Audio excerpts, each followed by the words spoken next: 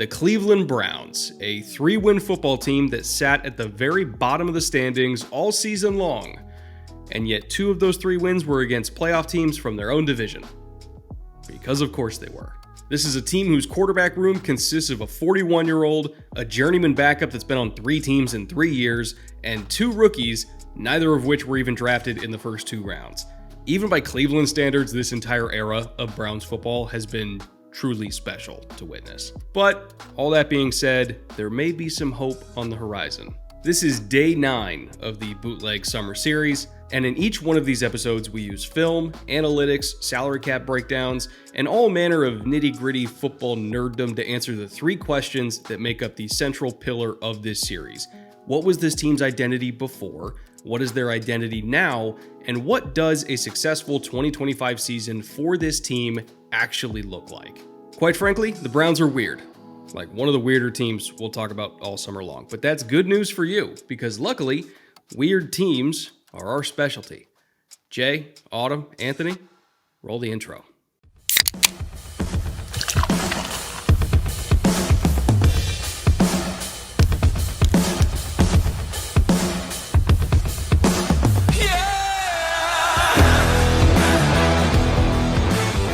Welcome to week 3 of the Bootleg Summer Preview Series, and we are taking a turn to the north.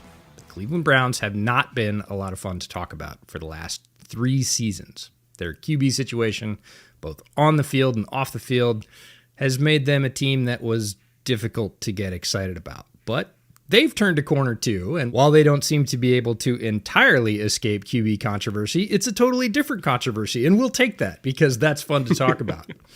We've got tons to cover today, and as always, with me is my right most honorable co-host, Brett Coleman. And Brett, I gotta ask you, are you ready to play quarterback roulette?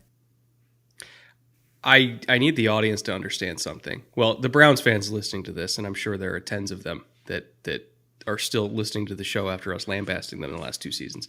For the non-Browns fans listening to this, you don't understand what Clevelanders went through. Like, you really don't. This was the worst quarterback play in the league. And dare I say, it wasn't close.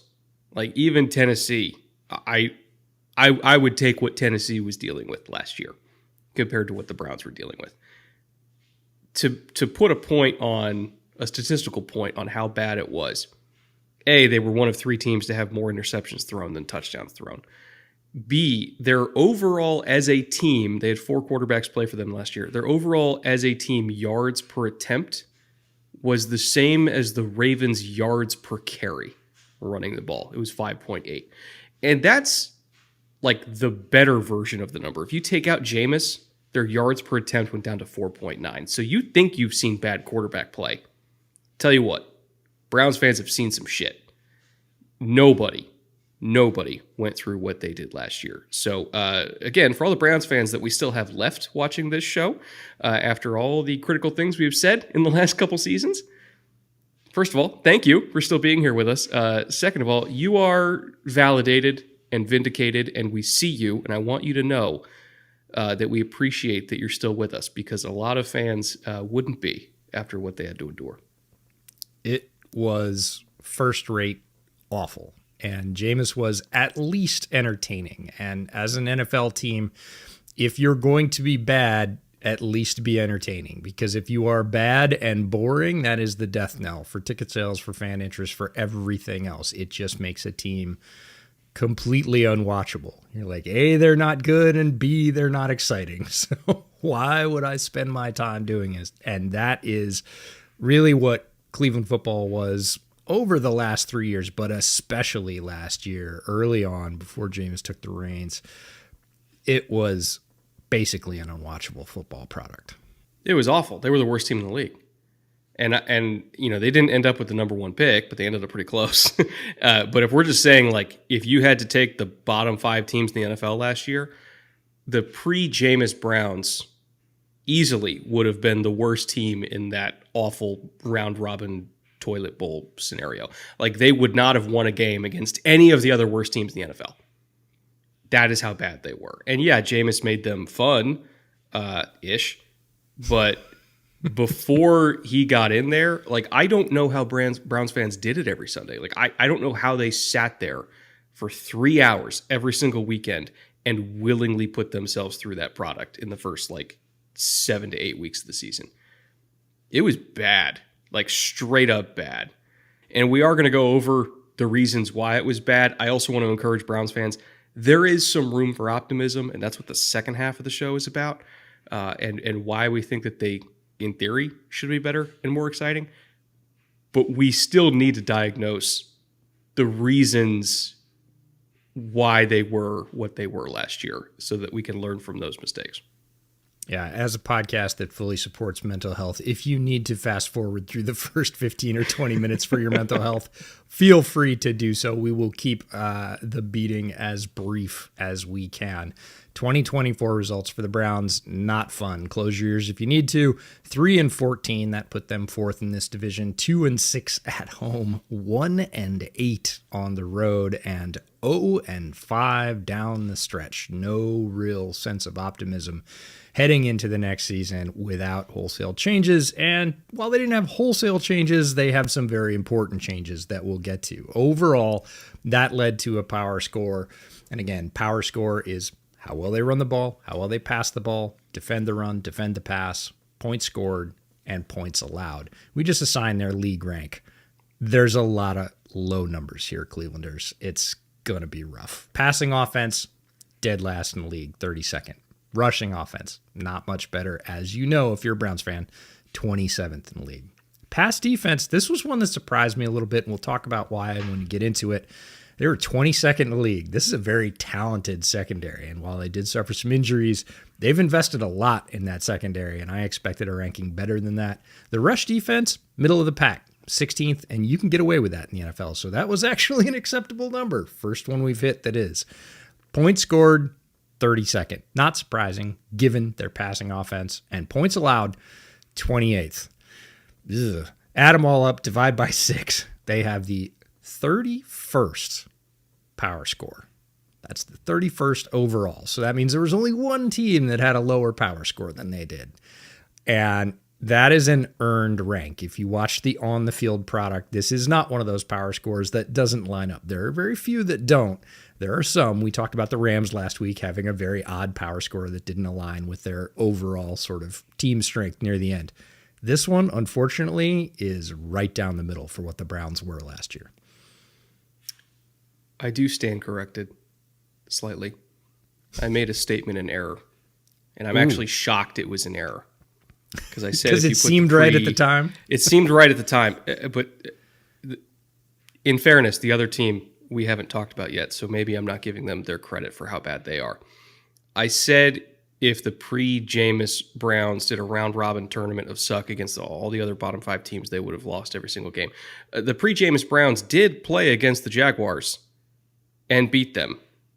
So Jacksonville, you're on notice. When we get to you later this summer, you're in for some shit, because how do you lose to this team? Like, I got to go back and watch that game. I think I must have jettisoned it from my brain. I can't believe they won at all. I really can't. Because I look at every single metric, and when I was going through and I was watching some tape on, like situational football for this team, third down, red zone, short yardage, I was like, this is grotesque. This is terrible. Like, how did they even win 3 games, let alone beat the Jags in week 2? I really am at a loss for words how gross it was. I will say, though, there was some positive takeaways from this team, I guess you could say. Like, there were some things that did work. I think their offensive line, while banged up, I think maybe they got more credit, or rather more blame, than they probably should have for the number of sacks this team took last year. They took second most sacks in the league. But if you're looking at their pressure rate allowed on true dropbacks, even when they were banged up, they were still fairly average or slightly below average in terms of pressure rate allowed. They were 14th highest, or I guess you could say they were 17th worst or 18th worst, however that comes out to be. And yet they had the 9th highest knockdown percentage, which tells me that their quarterbacks were just taking sacks they probably shouldn't have, because anytime there was pressure, quarterbacks got folded. So again, I think it was more of a quarterback issue than an offensive line issue. I'm not saying the offensive line was great, but it certainly wasn't as bad as it looked on paper if you're just looking at sack numbers. I mentioned how bad the quarterback play has been, so I'm just going to skip straight on over the defense. This was a defense that I think, maybe didn't get as much blame as they should have, or rather a particular unit on defense that didn't get as much blame as they should have. I think one of the underrated narratives of this team is that you had one of the best pass defenses in the modern era, like recently, that somehow fell off a cliff with largely the same guys. I understand there were some injuries, but largely the same guys on this defense, and they completely fell off a cliff. And it wasn't for the reason that you think. This defensive line, still top 3 in pass rush win rate, still top 5 in overall pressure rate. Like, the pass rush did not change whatsoever. If anything, they might have even gotten slightly better as far as efficiency metrics go. But the secondary, the lifeblood of this defense, with largely the same guys on the field, fell off a cliff. And somehow, outside of the Cleveland metro area, nobody was paying attention to how bad this team was in coverage. It was one of the big reasons why their quarterback situation hurt them so much, is because they didn't have a defense to lean on this year like they had in past years with, I don't want to say similarly bad, but still bad quarterback play in the Deshaun Watson era. And when you have a defense that is still very man coverage heavy, for the third year in a row, they were 4th in overall man coverage rate.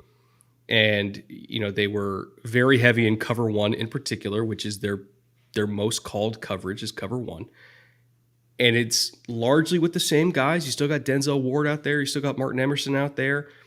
But they were so much worse at it in 2024 than they had been previously. And that led to the pass defense just not being able to get a stop anytime they needed him to, which then put their quarterbacks, on the back foot, constantly having to keep up throw for throw with other teams when they couldn't do it. They weren't good enough at the position. And just to read off a couple numbers in particular, EJ, you're going to want to earmuff for this one because it's one of your guys. Martin Emerson.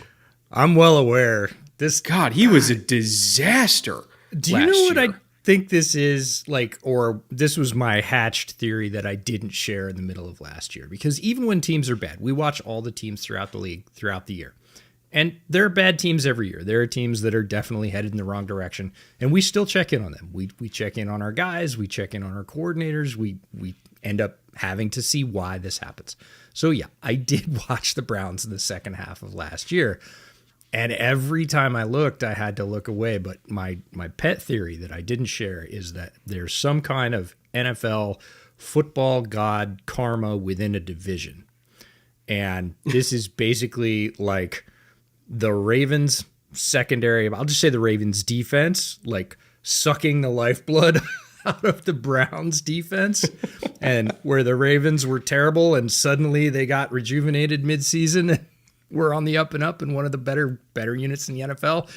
The Browns fell off and sank to the bottom of the ocean and nobody cared. And it's just like the Ravens, hooked them up to the juvenation machine and sucked all the lifeblood out of them and just said, see ya, because they were horrible. And I kept thinking, oh man, they must be missing. Like maybe Emerson got hurt and I didn't know it. Like I'd look and he was there and I was like, oh God, he's actually playing. Not only was he there, he was the problem. He's responsible. We're talking about a team that, again, played more man coverage than almost every other team in the league.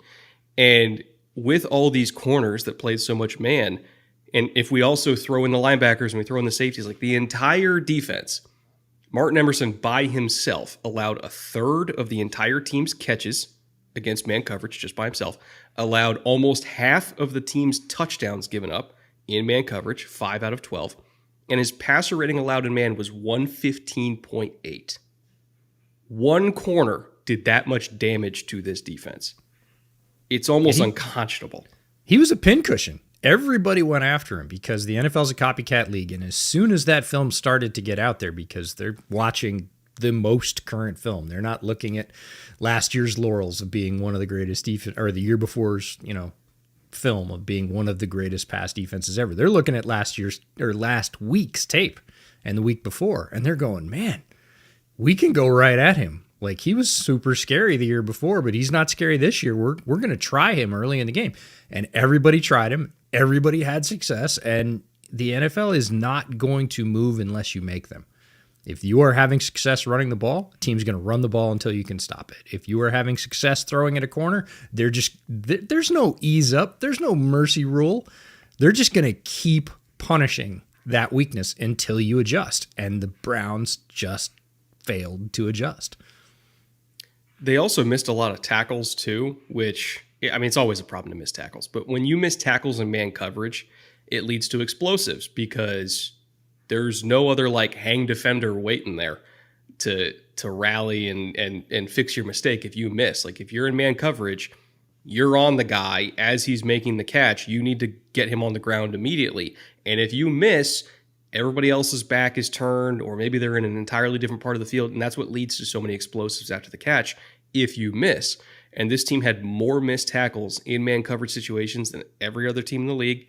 41% of all their yardage given up in man coverage was after the catch, which should not happen. Like, that's nuts. They were also bad at the catch point as far as giving up contested catch situations. So I just look at this defense overall, and it almost got overshadowed by the quarterback woes, but they made the quarterback woes even worse because they didn't give the offense a chance. They really didn't. And they were constantly on the back foot. Like, this team, I think, had hold on, let me consult our little handy dandy infographic here as far as run pass rates.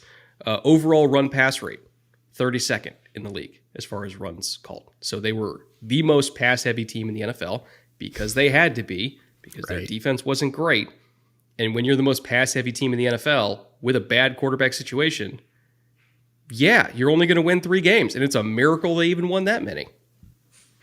I would say so. And even early in the season, again, before Jameis, I was like, hey, DTR is going to get some chances here. This is a good thing for his growth, and he's going to get his opportunity to shine, which a lot of backups don't get. He did not shine. He had those opportunities. And again, he had so many opportunities because they usually fell behind early. They fell behind big. They had to abandon the run. And it did not click, and you got to see a lot of 3 and outs. You got to see a lot of stall drive or short of the sticks or whatever. You got to see a lot of bad football on both sides of the ball. And yeah, it kind of became a snowball effect where the defense wasn't doing the offense any favors, and the offense couldn't sustain a drive to get the defense any rest. And it just got worse and worse and worse. By the way, if you want access to a lot of the data that we've been talking about, we do have companion infographics that launch over on the Patreon with every single one of these episodes.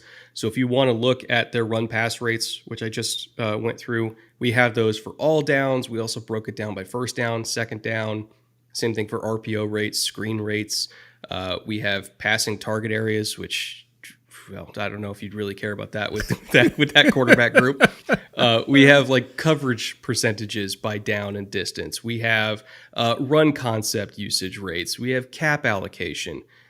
All this data that we've talked about and more, again, in these companion infographics. So if you're a Browns fan, you want to know exactly what this team did last season and maybe get some more context for why it didn't work, and also kind of maybe get a preview of what they might do this season, ideally better, you can head on over to the Patreon at the QR code on the screen or at the link in the description below. You get access to this infographic and the infographics for every other team as they come out, and our Friday division recap episodes. EJ, I think it's about time that we talk about something a little bit more positive, because when as we kind of look at this central pillar of questions, what was the identity before? What was the identity, or rather, what do they want their identity to be now? And what is the goal for the season? The identity before is bad pass defense, bad quarterback, decent offensive line that was banged up, and a pass rush that never actually got to rush the passer because the rest of the team sucked. Not a great identity to have. As far as what they want their identity to be now, there is a group of people in charge of crafting that I am quickly losing faith in. I like to think that they have a vision. I like to think I know what that vision is. As far as their ability to execute that vision, to be nice about it, that remains to be seen. It feels to me like when a football team loses so badly that the coach comes in, and usually Monday's film day or whatever, and he just goes, nope, we're not watching it. We're just chucking it. We don't have anything good. We're not going to relive that. We're going to start thinking about next week. We're just going to clear our brains of that. That feels like the entire 2024 season for the Browns, for the front office, for the coaching staff, for the players, because we've been big fans of Andrew Berry's player procurement strategies. He's had strong drafts. He's put together, again, he put together that defense 2 years ago. Has he had strong drafts? That's where I'm starting to lose faith in. I'm not sure he does have strong drafts.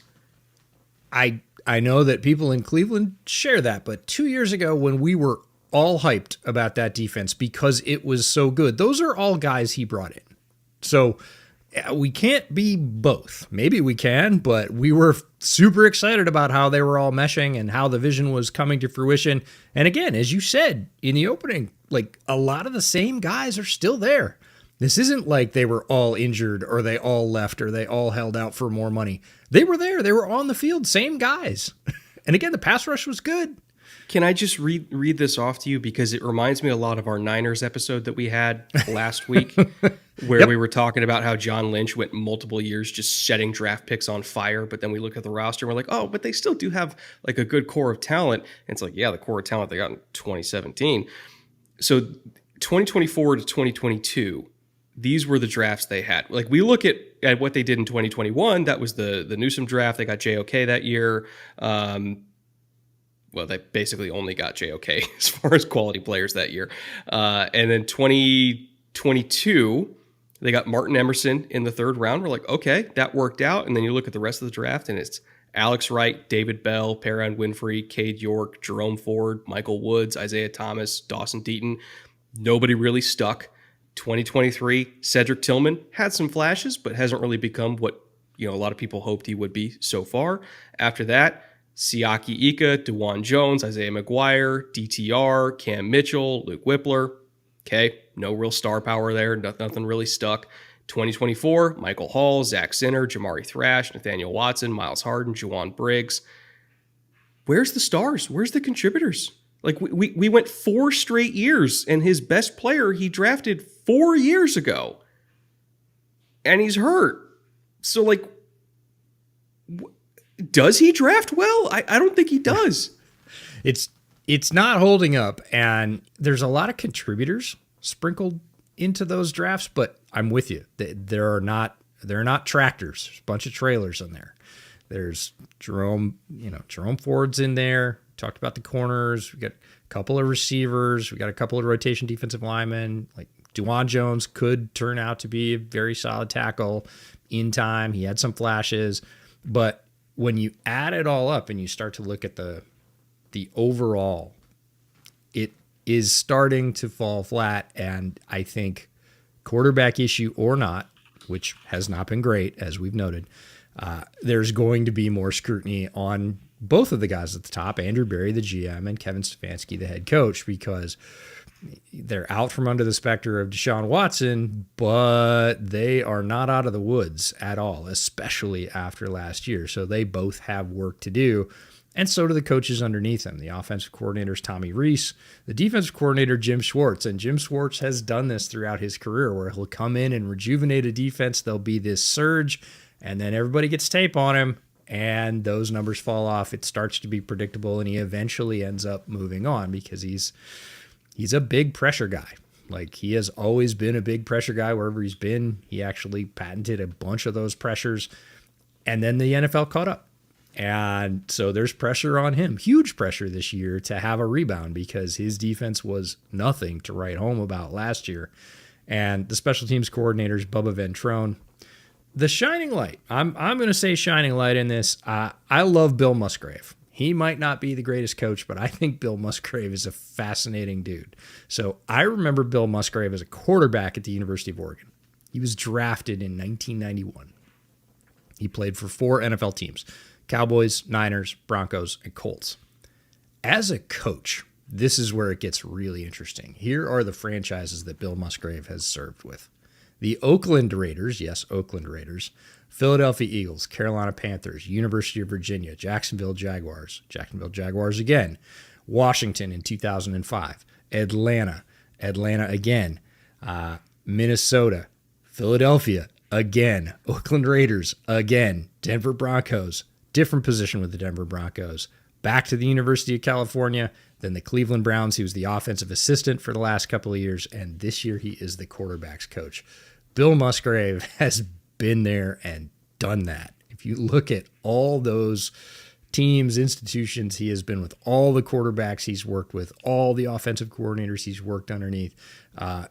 He is just a wildly experienced football mind, and now he gets to focus on quarterbacks, and they've got a lot of quarterbacks to focus on. We'll talk about all the quarterbacks that they acquired in the offseason to fill that gap, but Bill Musgrave, just a very fascinating lifer football player coach. I think lifer's the best way to describe him. He's just been around forever. And been everywhere and pretty much done everything. So Deuce Staley is the running backs coach. Deuce had a very shining star in the NFL for a while there. Seemed like he was possibly even on track to be maybe an offensive coordinator, and some people were even whispering about eventual head coach. I think that heat has dimmed a little bit, but he gets to try and rejuvenate the running back room in Cleveland without Nick Chubb and figure out how to put together a rushing attack with the rest of the offensive coaches. On defense, Jacques Cesser is the defensive line coach. Again, a guy that is putting together a unit that is doing its job and kind of looking around the locker room and going, come on, guys, we're holding up our end. What are you guys doing? And then Brandon Lynch is the cornerbacks coach, and he's got his work cut out for him because, again, there's a lot of draft investment in the quarterback room. There's a lot of money investment in the cornerback room. This is a talented bunch. We've seen all of them play well at times, and occasionally all of them play well together at a near historic level. They need to get back to functional because they were not that last year, and that falls on Brandon Lynch. I think it also falls on Schwartz himself, right? Because when you get halfway through the year and you realize you can't cover in man the way that they did before, and then you don't adjust, that's kind of on you. You know, definition of insanity, doing the same thing over and over again and expecting different results. Once you get to like week 12 and you know that you can't take anybody on in man coverage, I don't know, call a little bit of cover 3. Call a little bit of quarters. Like, do anything else. Anything. So, yes, position coach, a lot of it is going to be on him this year to improve how the position plays, but it's on Schwartz himself to realize that if he doesn't have the dudes to do what he wants to do, he should do something else. Like, that's what coordinators are for. He can't just copy paste. And the end of last season especially felt like copy paste. Like, hey guys, here's the game plan. Hey, that's the same game plan you gave us last week, coach. And we got torched. I know. And that is not good coaching. So as we get to free agency, this is, what Andrew Berry did in March to set himself up for April, which was, I think he had an okay draft. I think they were okay, but also it's like every time I say the Browns have an okay draft, they get nothing out of it. So don't take my word for it. Like, I think on the surface there were some picks there that I liked, but we'll talk about what he did in free agency to set up this draft first and kind of lay out the table. As far as free agency losses, notable losses, Jed Wills, left tackle, he is now out. DeJuan Jones in at left tackle for them this coming season. Rodney McLeod, played a bunch of snaps for them at safety. He is gone. Elijah Moore never quite lived up to what we thought he could have been. Not even quite lived up. He never even got close to living up to what we thought he could be in Cleveland. And it's not just the Browns of it all. Like, Elijah Moore himself just didn't translate as a man beater like we thought he would. And I think we had very similar thoughts when Elijah Moore was coming out for what Josh Downs was. And we hit on Josh Downs. Josh Downs has been great in Indy. Arguably, he's been their best receiver, honestly. And Elijah Moore, I thought, had a similar skill set when he was coming out of college, and it just never stuck. So maybe he does better in Buffalo now. I guess we'll see. I still think there's talent there, but it just never really manifested in Cleveland. DTR, speaking of talent never manifesting in Cleveland, unfortunately, he was not the answer for them. I was a big DTR guy, so that one that one hurts. But he's with the Eagles now, which I think they play in an offense that does suit him very well. So we'll see if he can kind of revive himself as a backup there. Jameis Winston, as fun as he is, the picks were not sustainable. He is now with the Giants. Surely that can't go wrong. And Nick Chubb, franchise icon, is now a Houston Texan. And I'm fascinated to see how that Texans backfield shakes out, because you got Nick Chubb there, you got Joe Mixon there, you got Dameon Pierce there. Three guys who, their favorite way to run the ball is to take the path of most resistance. So they definitely have an identity in that running back room. We'll talk more about it when we get to the Houston show. But Nick Chubb, great Brown for a long time. He's now down in Houston. As far as retentions, Myles Garrett is back at just a casual $40 million a year. As of time of recording, he is the highest paid edge. Maybe by the time this goes live, Micah will beat him, but we'll see. Either way, clearly, when Myles said that he wanted to go to a contender, that wasn't entirely true. Money has a way of changing people's minds, so he is back in Cleveland, and he is worth every single penny. Jack Conklin, also back in Cleveland at a very reasonable $9 million deal. Jerome Ford, also back in Cleveland at just under $2 million. And then when it comes to notable third-party additions, Joe Tryon-Shoyinka, they brought in from Tampa. Joe Flacco, they brought in again at $4.25 million. And Rayshon Jenkins, safety from Seattle and several other places throughout his career, he's at $1.4 million. And I guess we can mention Kenny Pickett too, because he may or may not start. I don't know. I guess we'll see. I don't think he'll start, but again, we can mention quarterback roulette at this point, because you've got a quarterback room that, of course, is comprised of Joe Flacco, the ubermensch veteran at this point, who just goes from team to team and lights it up for about 6 games a year. Joe Flacco seemingly ageless at this point. I think what a lot of people thought when he left the Ravens, which seems like forever ago now, that he was just done. And he still looks like he's enjoying playing football. And a great veteran presence to have in a locker room full of young guys to see who emerges. Joe would love to play. He would love to be the starter. I think he'd really enjoy that. He seems to be taking it a year at a time and still having success. And then you get Kenny Pickett. Then it's just sort of the scattershot approach, because you pick up Kenny Pickett in free agency, and we'll talk about the draft, where you pick up a couple of more quarterbacks, and suddenly you've got a quarterback room of 4 quarterbacks. And what's the old NFL adage? If you have 4 quarterbacks, if you have 2, you have none. But if you have 4, is that a double negative? Do you then have 2? Or do you have a half? I don't know how the multiplication there works, but we're going to figure it out this year in Cleveland. So yeah, I think you had to re-sign Myles. I know it was contentious, but literally one of the best players in the NFL. Not even just one of the best defenders. He is one of the best players at any position. Certainly one of the very best at his own position.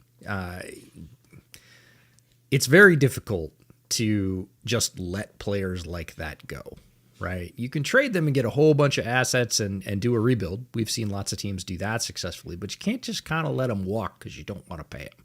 So $40 million, the going rate for an absolute super duper star. And yeah, I told a lot of people when he said, it's really important that I go to a winner. It's all leverage until you get paid, and then we'll see what the number on the bottom of the sheet is. And when the number on the bottom of the sheet is $40 million, you can accept a lot of things for $40 million. There was another component to it, which is, and this didn't come from somebody in the Browns, it just came from somebody who, let's just say, is aware of how everything was going from the inside. While the Myles saga was proceeding, I asked him about it, and his words were, every team in the league is sniffing around and none of them have enough picks. So I don't even know if anybody could have gotten Myles from Cleveland. It sounds like there was literally nothing you could have given them to give up Myles Garrett, which is fair. Like, his first ballot Hall of Famer. I get it. Yeah. So I have to assume Chicago was one of the teams that at least made the call.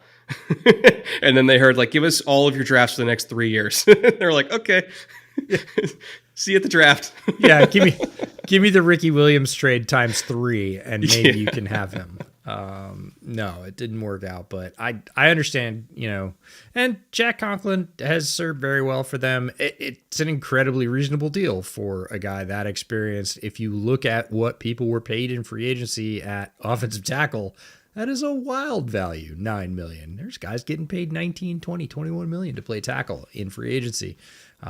So I understand the free agency strategy. That leads into the draft.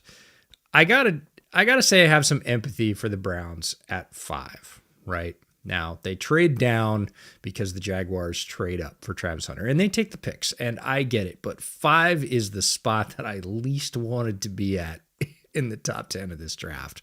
Because once you got outside, arguably the top 4 players, there was a sea of talent that, again, were very good football players, but also very averagely graded. You honestly could have gone from 5 down to 18, 20, maybe even 22 and picked a player of similar talent. So the Browns do get the picks moving down with the Jaguars to 5. They pick Mason Graham, defensive tackle from Michigan, who I think will be a solid player. When we look back in 3 or 4 years, I don't think he's going to be a super duper star. I said that throughout the draft process. A lot of people automatically, especially in this climate, just thought that meant I thought he was bad. Because if you don't think he's going to be a super duper star, you think he's going to be terrible and he's going to be a bust. No, there's a middle ground there where he is a very solid rotational defensive player for them and plays well. Like, he is a good, solid NFL starter. And it feels like they went for the double here. They took the picks and went for the double. And that's fine. There's nothing wrong with that approach, but and maybe Mason Graham proves me wrong and is a super duper star and is among the top 15 or 20 defensive tackles in the league in pressures. He is a high effort player. He is a high leverage player. He is ferocious with his hand use. It doesn't stop. So there's a lot of sort of, just grit to his game. I'm not saying he's a gritty player. I'm saying he just doesn't give up and he maximizes his ability. The question was, is there a ceiling above where he is right now? He's at one of the best college programs in the country in terms of strength and conditioning and everything else. Like, how much more is there for Mason Graham to expand from a technique standpoint, from a physical standpoint? And I think he might be one of those players that's near the top of the ceiling, which is very good. But as an NFL team, man, they do love them some potential. And I think,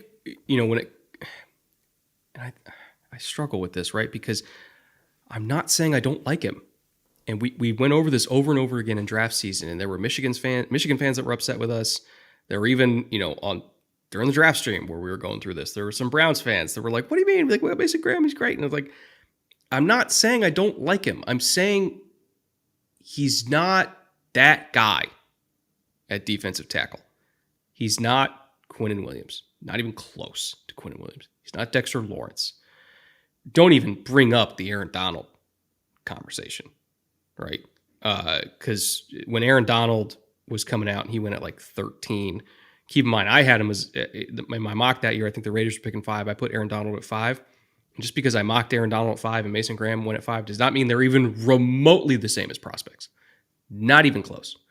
I look at some of the other top DTs to come out, like DeForest Buckner. I would even throw Eric Armstead in those back-to-back years where Oregon was putting out really good interior defensive linemen. Mason Graham is a good prospect. He is not any of those guys.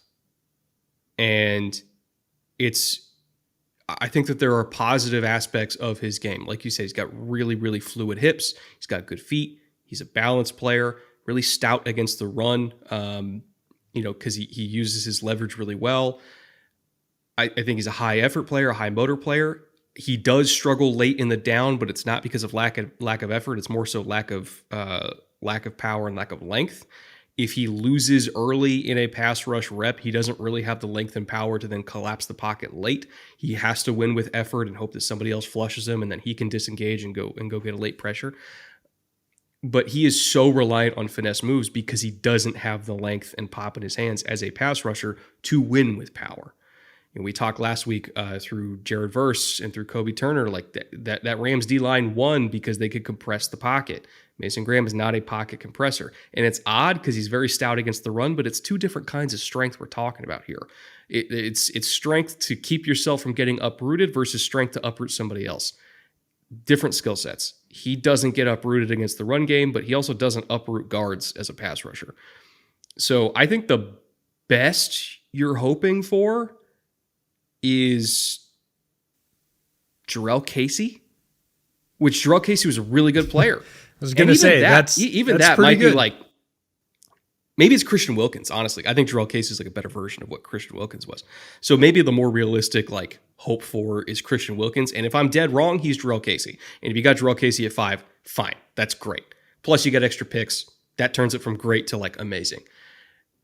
But you got to hit a lot of green lights for him to even be in the Christian Wilkins, Jarrell Casey conversation. Again, I like him as a player, but he's probably more a rotational guy or like a complementary piece at 3 Tech than he is the one that we rely on. And I just don't know if I would have taken that at 5. It's a very difficult position at 5 this year because the question is then who, and there's not a lot of great choices. There just weren't. And, even farther down the board, of course, the team I root for, the Bears, picked, twice as late. They were down at 10 and, but they were looking at a lot of the same conversations, and it's a difficult situation. The picks make it worth it, right? If they had stayed there and taken one player, okay. You really hope that player hits. Moving down to 5, you get a solid rotational player and picks. And I think the picks are what swing that decision because, I don't think Mason Graham necessarily is the needle mover, but the extra draft picks make it pretty sweet. In round 2, pick 33, Carson Schwessinger, the linebacker from UCLA, who is going to get a chance to start and play early on this team. And I think he's going to play really, really well. He is, a lot of people say, he didn't really get reps until late in his career.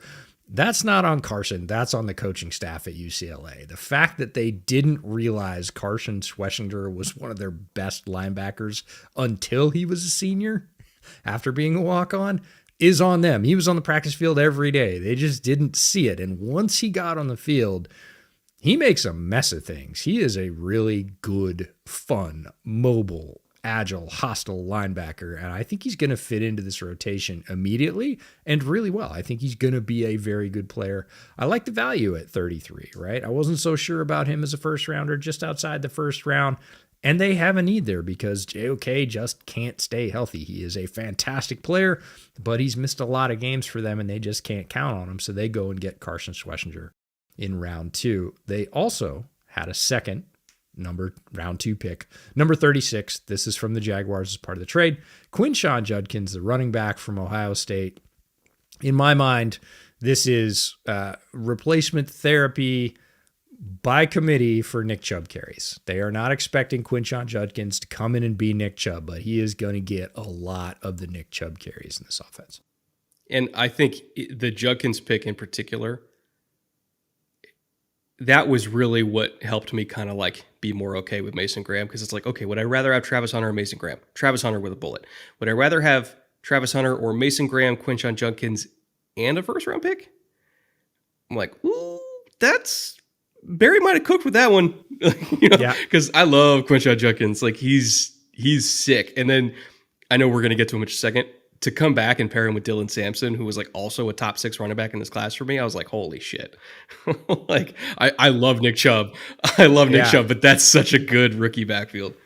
Yeah, and one of the fun things we'll get to is we talked about this a lot last year. We haven't talked about it as much this year in this series, but putting together rooms that have varied skill sets and complement each other on the field. And when you are able to put Quinshon Judkins and Dylan Sampson in the same room, you have a variety of options for ways to attack a defense. And that's what all teams want to do, and it's what the Browns were able to do in this draft. In round 3, also on day 2, pick number 67, Harold Fannin Jr., the tight end from Bowling Green. This is a player we disagreed on. You had concerns about how much of Harold Fannin's game translates to the pros from the college offense. I looked at Harold Fannin in the ways that he won and how much he won. He was incredibly productive, and think more of it will translate. Not all of it, but more of it will translate than you did. What did you see in Harold Fannin Jr. that you liked and that you didn't like? I saw somebody who his best role in this offense is probably as a Kyle Juszczyk type of fullback, which is a fullback that like we can still send down the seam and we know he's going to catch the ball, which a lot of fullbacks, we're not 100% sure they can catch the ball. We know Harold Fannin can. He can do some damage after the catch. As far as is he as good of a blocker as Juszczyk is, not now, but it doesn't mean we can't make him into one, because I think he is a high effort player. And so I think he's got like the work ethic and the demeanor that could be a really, really, really good like Swiss Army knife H-back fullback-y type guy. I know at one point they tried to have Josiah DeGuara be that type, and it never really, or not Josiah DeGuara. God, who's the other Swiss Army knife that I'm thinking of that they took? The name escapes me. I'll Google it later. But like they've tried to have this in their offense before, and I think that it's going to work more with Harold Fannin, and they're going to list him as like TE2, but I think really he's going to be an H-back for them. I have more faith in it working with Fannin than other guys they've had do this in the past. The thing about Fannin is a lot of the times when I looked at individual reps, I went, I'm not sure that's going to translate in the NFL. I'm not sure he's going to get open on that route in the NFL. The problem was there was like 125 of them a season. Yeah. And at some point you go, he can't keep getting away with it. And about rep 85, you go, he keeps getting away with it.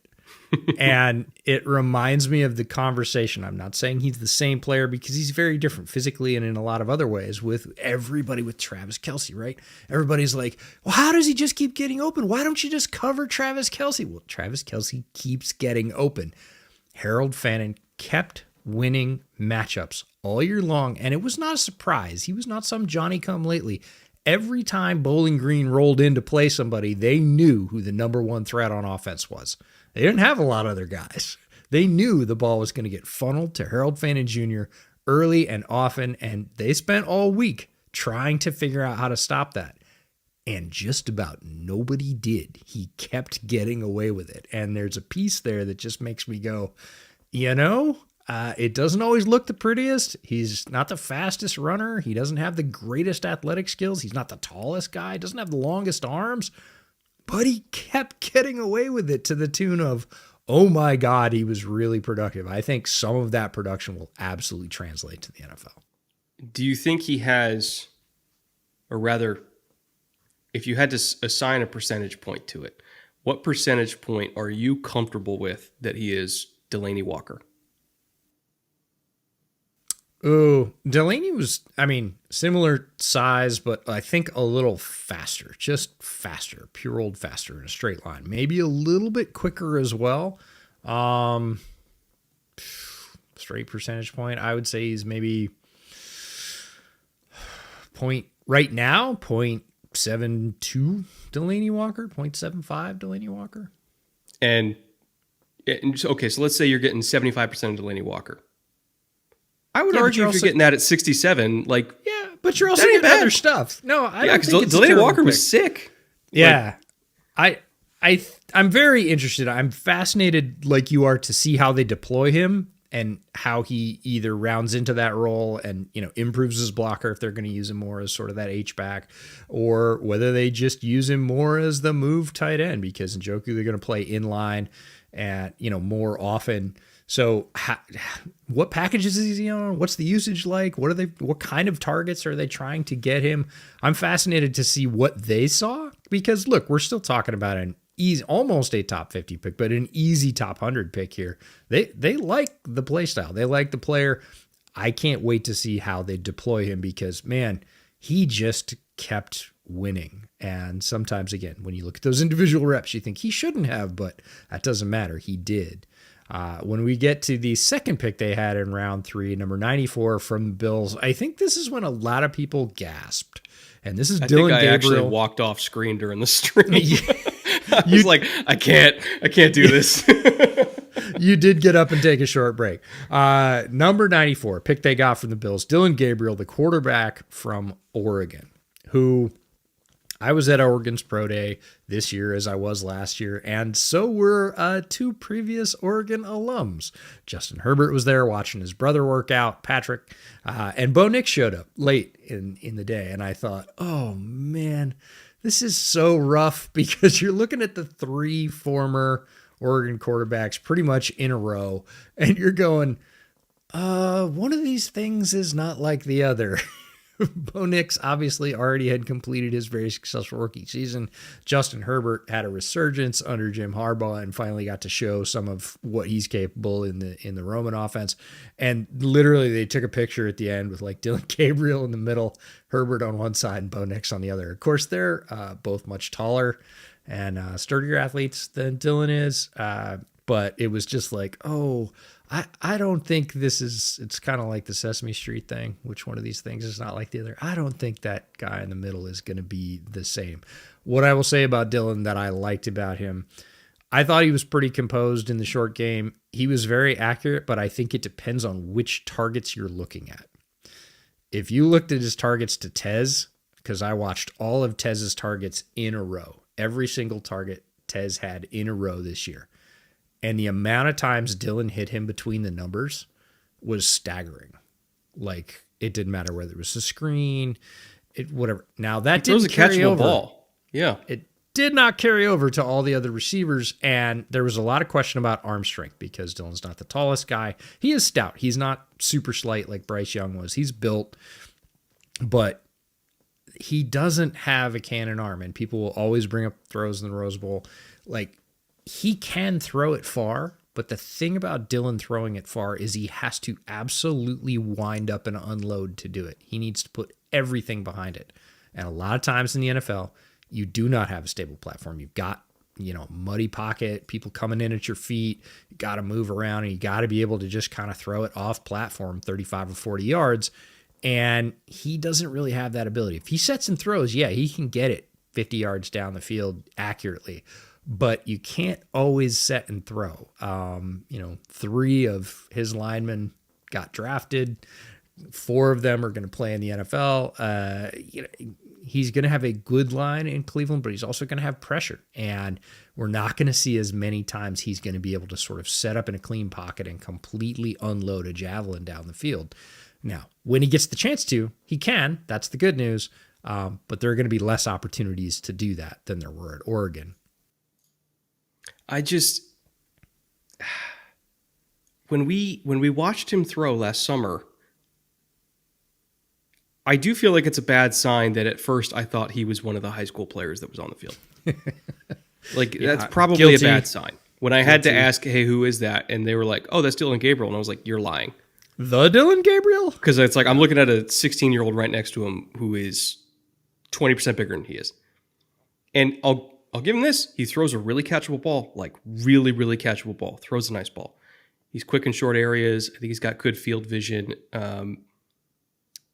It's just, and I don't mean to sound mean about this, but there is a prerequisite for physical tools to play in the NFL. And I know there are some guys that maximize what they have and they have great careers without being like elite athletes, but it doesn't mean that there isn't a bar, right, that you have to clear just to get on the field at this level. Everybody in the NFL, relative to the rest of the human population, has elite physical tools. It's just the ones that are freaks of nature that then rise to the top.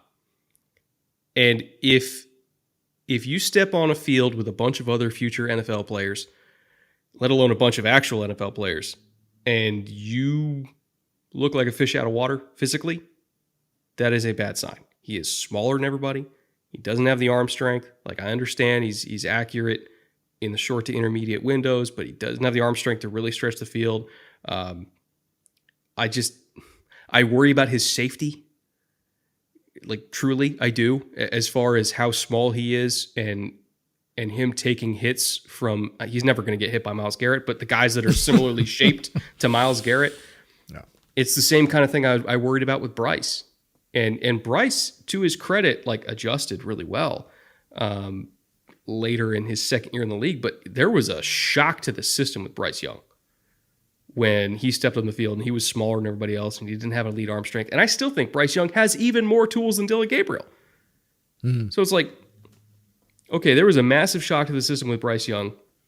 And we think he's turning it around and becoming a solid quarterback, but I'd never think that Bryce Young is going to be as good as any of the top 10 guys in the league. Like, I think we're hoping that Bryce Young is a solid starting quarterback. And if he's even more talented than Dylan Gabriel, what's Dylan Gabriel going to be? If Bryce Young's max is like top 14, what's Dylan Gabriel's max? So to spend a top 100 pick on a quarterback that physically is an outlier in almost every sense of the word, and he didn't have the same Bryce Young superpowers that Bryce had at Bama to compensate as far as identifying and attacking space and having great pocket presence and everything like that, why would you spend a top 100 pick on that for somebody who, by all accounts, is probably a backup in the NFL? And there's value to having a good backup that's cheap, but 94, like you're spending the 94th pick on that, I can't get behind it. I just can't. Yeah, they saw more value there than we did. I'm less worried about his physical safety. He is built like a little brick shit house. Like he is a solid dude. He's not tall, but he is solid. But when you get to the arm strength and, again, the ability to see things quickly and diagnose, he reminds me a lot of Kellen Moore, right? Kellen Moore as a quarterback coming out was like he could distribute it and whatever else. But if he had to get it downfield, man, he had to throw a rainbow. And that was definitely his undoing as he made the transition from Boise State to being a pro quarterback. And, he's a great coach now and he understands, he sees the game, but that's not why you draft a guy at 94. You're hoping for more than that. So in round 4, we're into day 3 now. Pick number 126, pick they got from the Vikings. Dylan Sampson, the aforementioned running back from Tennessee. Much more of a slasher as opposed to Quinshaw Judkins, who is not slow, but definitely is going to take more of those heavy-duty inside carries. He's built for it. Sampson, a little bit smaller, works a little bit better in space and has that explosive element. When you let him go, you're not catching him. And that is the sort of classic thunder and lightning, composition of a running back room. Cleveland takes that swing. And then in round 5, the pick heard round the world. Number 144, pick they got from the Patriots. They select Shedeur Sanders, the quarterback from Colorado. Let it be noted, by the way, we made it an hour into this podcast without saying his name, so we deserve credit for not just making this the Shedeur Sanders show like every other national media has been doing. Like, we made it an hour, folks. I didn't even make a speeding joke in the opening, so I want extra credit. Shedeur Sanders, we talk a lot about this. This killed me during the draft live stream. We talk a lot about body language for players. Quarterback comes back to the sideline. He's got his head down. He throws his helmet. Well, we're like, oh, he's got to be a better leader, right? He's got to, and, we hear Ben Johnson talking about it in Chicago this offseason. Like I've said to Caleb, like, it can't be a thing. You just got to get rid of it. Like there's an expectation here. It's not fair. You got to deal with it. The body language from the front office, from Andrew Berry and Kevin Stefanski, who were sitting right next to each other in Cleveland's draft room when Shedeur Sanders was picked, was palpably average. There was a golf clap, there was a forced looking at the camera, and there was this. I will say, in their defense, they did do that for every single pick. I don't know if they knew they were being recorded. And I did ask, I asked our friend, yes, who knows these things, what that was all about. Because I know the immediate narrative, and we even were like, okay, Stefanski and Barry don't look enthused. Like, this must be a Haslam decision, right? And I was assured, like, no, this was Andrew Barry. Like, he wanted this pick. Like, this was an Andrew Barry pick. So, and I trust it, by the way. And so I think the body language thing, while funny, like genuinely hilarious, they did look like that for every single pick, and I have been assured that Haslam had nothing to do with Shedeur getting picked. So I'm gonna chalk that one up to they didn't know that there was a camera there, and that they should have been smiling and waving. But I can assure Browns fans this was not a Haslam thing. This was Andrew Barry just seeing a quarterback that should have gone earlier, fell, and was like, well, we already took one, but we can take another, I guess. Yeah. From a talent standpoint, Shedeur does have more tools than Dylan Gabriel. We just spent a long time talking about Dylan Gabriel's tools. We should talk about Shedeur's tools. He has more physical tools than Dylan Gabriel does. And he should have been picked talent-wise before where he was picked in the 5th round. All the talk about him being the top overall pick or a top half of the first round pick was overblown. If you watch the tape, I don't think that was warranted. Could somebody have taken a chance in the bottom end of the first round? They could have. Again, I don't think we would have backed such a move, but I would have understood if someone had. Not a risk I would have taken.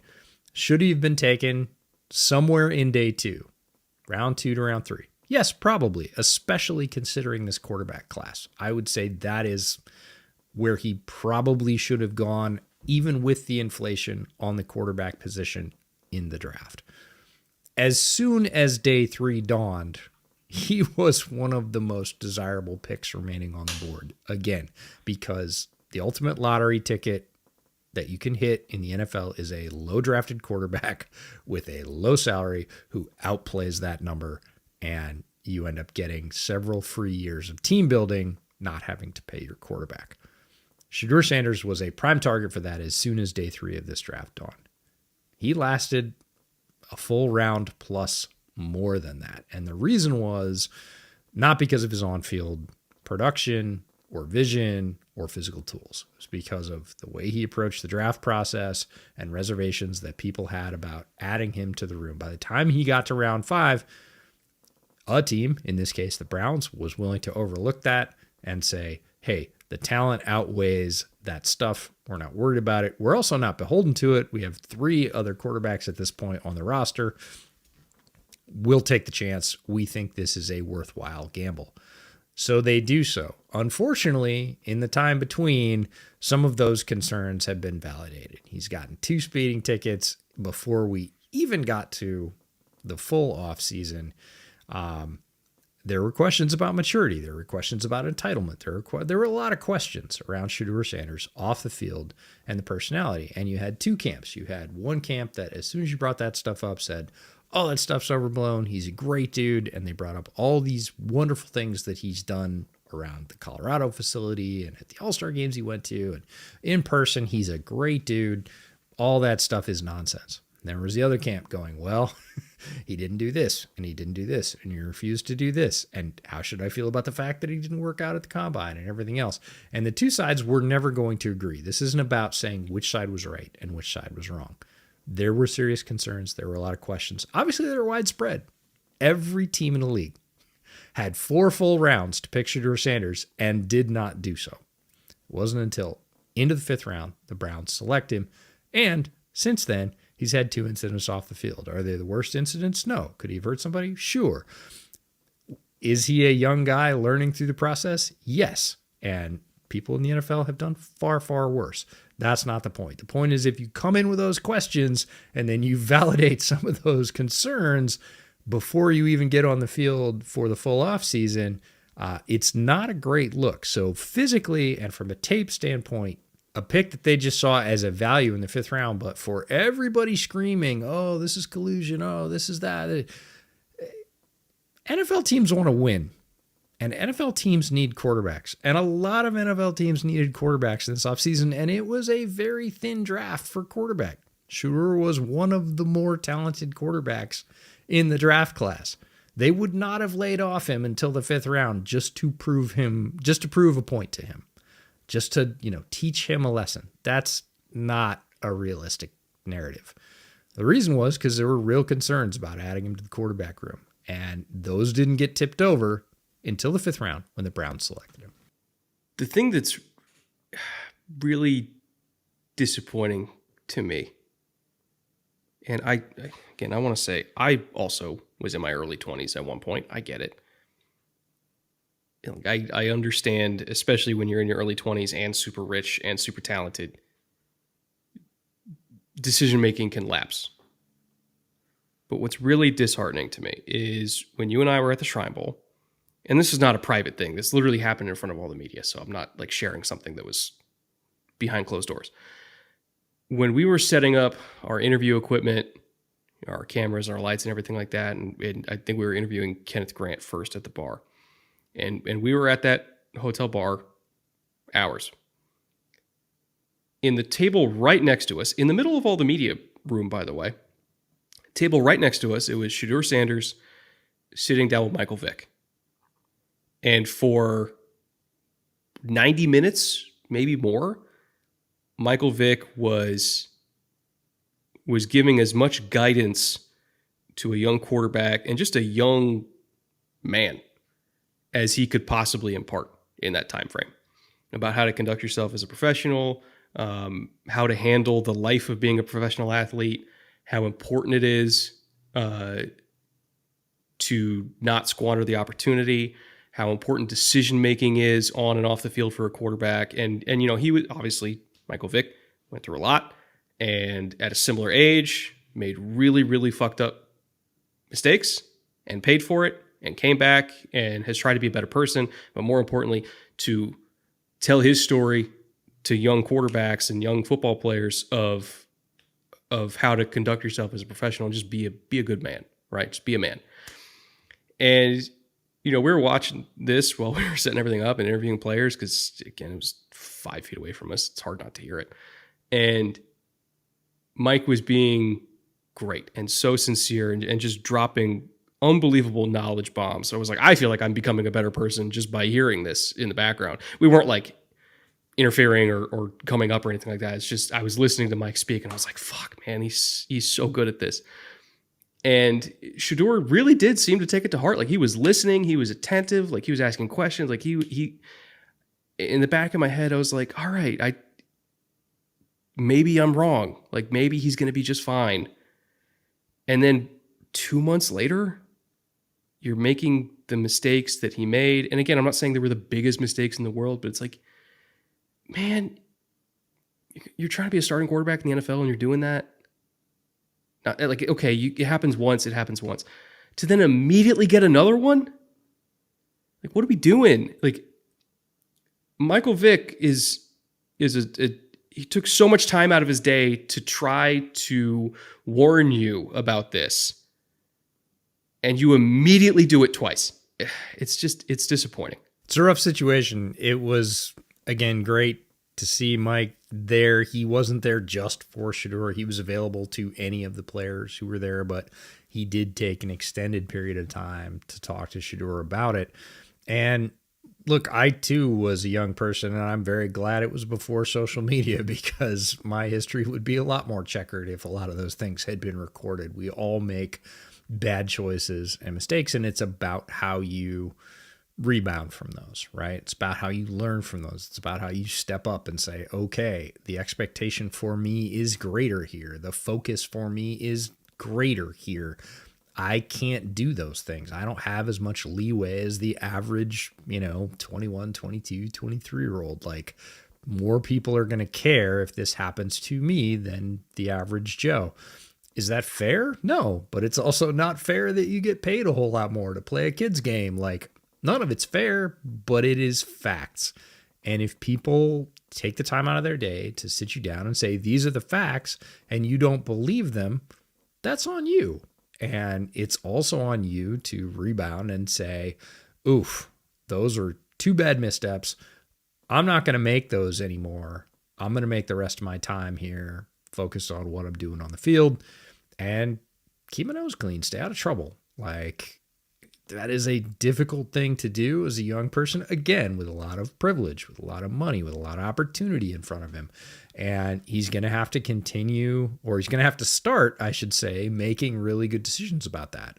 And it's difficult. And I hope he does, because his on-field product is probably going to be a boon for the Browns, right? 5th round pick, if he plays even averagely, even the way we were talking about, we hoped Dylan Gabriel would play a couple of rounds earlier. If he plays that well as a 5th round pick, that is a home run pick by Andrew Berry, right? If he's getting quality quarterback play for the Browns out of a 5th round pick, that's great.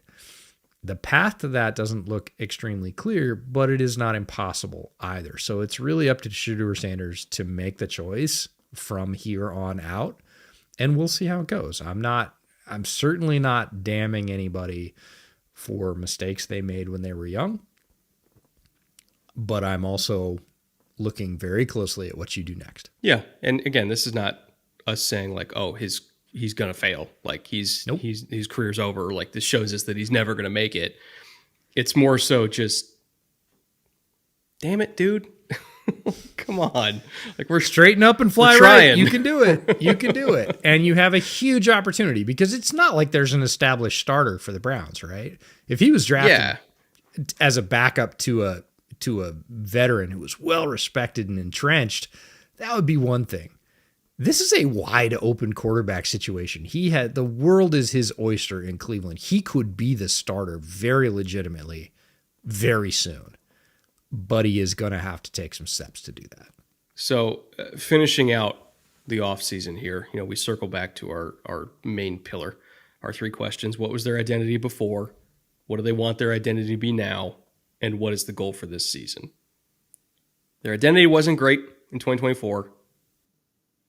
In theory, it could be better in 2025 if they get back to being great in man coverage, and if their offensive line stays healthy, and if they get even not even average quarterback play. If they just get below average quarterback play, as opposed to horrifically bad quarterback play, that's worth 3 to 4 wins by itself because of how bad they were last year.